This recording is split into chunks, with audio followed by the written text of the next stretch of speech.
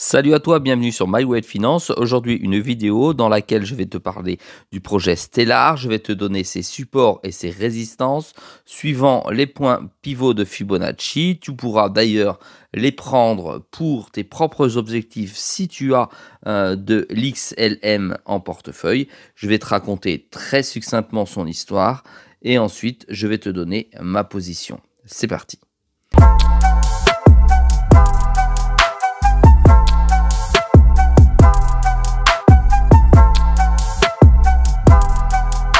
Sois le bienvenu dans cette vidéo. Je te rappelle qu'ici, il n'y a pas de conseil en investissement. Je te montre ce que je fais et comment je le fais.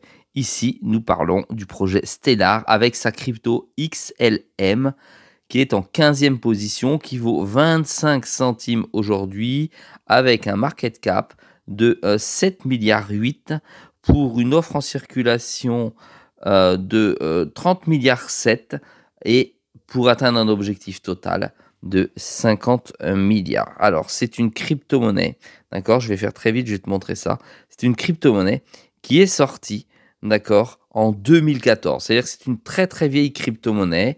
Et cette crypto-monnaie, comme tu peux voir ici sur ce type de graphe, elle a déjà vécu, d'accord, 2 bull runs et elle attend son 3e bull run. Au départ, l'XLM avait pour objectif, avec son projet Stellar, de permettre à tous ceux qui étaient débancarisés, tous ceux qui souhaitaient se bancariser, de pouvoir finalement réaliser des transactions avec l'XML. Et puis au fil du temps, ça a changé. Leur objectif s'est modifié et aujourd'hui, c'est réussir à connecter les entreprises au sein de la blockchain et de réussir finalement à sécuriser leurs fonds. Voilà, ça a complètement changé. Aujourd'hui, la communauté est plutôt à 87% bullish contre 13% bearish. C'est une crypto-monnaie américaine. Elle pourrait bénéficier des futurs avantages que peut-être les États-Unis mettraient au service des propriétaires de cette crypto. Tu peux la retrouver sur pratiquement tous les exchanges.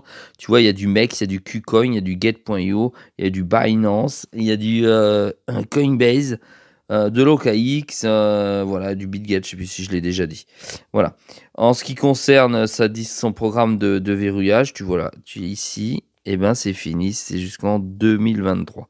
Voilà. Bon, ce qui nous intéresse aujourd'hui, c'est de savoir quels sont les supports et les résistances qui nous intéressent. Donc toujours avec mon outil, voilà, nous allons voir ici, il est plutôt à vendre ou neutre. Il y a 9 indicateurs à l'achat et 8 à la vente, plus 9 neutres. Voilà. On va prendre les points pivots de Fibonacci ayant une valeur d'une semaine par bougie. Et nous allons prendre le milieu qui se trouve ici, hop, comme ceci. Ensuite, nous irons prendre les résistances comme objectif possible. Et en rouge ici, le support possible. Allez, on se retrouve tout de suite sur la charte, ce qui nous importe le plus. Voilà. Alors ici, j'ai retracé pour toi et que ce soit visible très rapidement. En bleu, ici, nous avons le middle. Voilà. Le middle, alors 0,3828, 0,38, 0,39, hein, c'est pas très grave. Tu vois que la crypto, ces dernières semaines, ces derniers mois même, elle a passé ici le middle. Et elle n'est plus jamais revenue sur celui-ci. Elle est venue le taper ici, mais c'est tout. Et là, aujourd'hui, elle repose un peu sur une partie que tu vois ici. Voilà, un petit support léger. Voilà, à mon avis, si le marché continue à baisser, tu peux comprendre qu'elle va aller taper le 0,17 qui est bien plus bas aujourd'hui, en sachant que c'est 0,25. Voilà, et bien plus bas. Dans le champ du possible, nous avons ici un TP1. Je te l'indiquer comme ça. Un TP1 qui pourrait être un premier objectif, qui est une résistance. D'accord, qui est à 0,5980, 0,60. Voilà. Bon, avant d'en arriver là, il y a du chemin qui doit être parcouru. Ensuite, nous avons un second TP. Voilà. Ici, nous avons le TP2. TP2 à 0,7380 qui est ici, il n'est pas prêt d'être atteinte. Et ensuite, nous avons le TP ultime, on va l'appeler le TP3. TP3, et on est à 0,94. Voilà, 0,94 centimes de dollars. Donc, c'est plutôt une crypto-monnaie à forte valeur puisqu'elle se retrouve dans la 14e position au sein de CoinMarketCap, enfin au sein du classement global, de par sa capitalisation. 15e position, elle vient de bouger. 15e position. Ça a 25 centimes, tu vois, ça pèse 7 milliards. C'est une vieille crypto, mais qui réussit à être là parce qu'il y a une communauté très solide derrière et qu'elle tente effectivement de réellement être utile auprès des sociétés.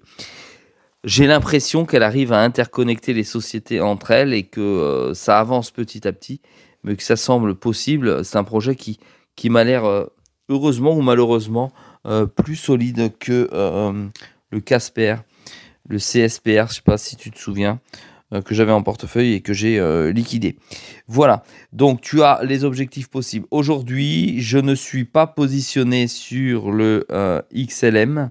Je suis sorti il y a à peu près 4 ans et je ne suis plus jamais revenu dessus dès lors qu'ils ont changé leur objectif de projet parce que j'aime pas que les projets changent d'objectif. Voilà, pour être très clair, j'aime pas l'instabilité et surtout sur ce type de crypto. Voilà, si ce type de vidéo te plaît, n'hésite pas à t'abonner. D'accord, à la chaîne parce que c'est une vidéo tous les jours à 6 h du matin. N'oublie pas aussi de m'encourager avec un petit pouce bleu. Si toi tu possèdes du XLM en portefeuille, n'hésite pas à me le dire parce que ça peut être intéressant, ça peut me faire changer d'avis et puis je peux mieux comprendre comment les abonnés de la communauté fonctionnent. Je te dis à très vite dans une prochaine vidéo.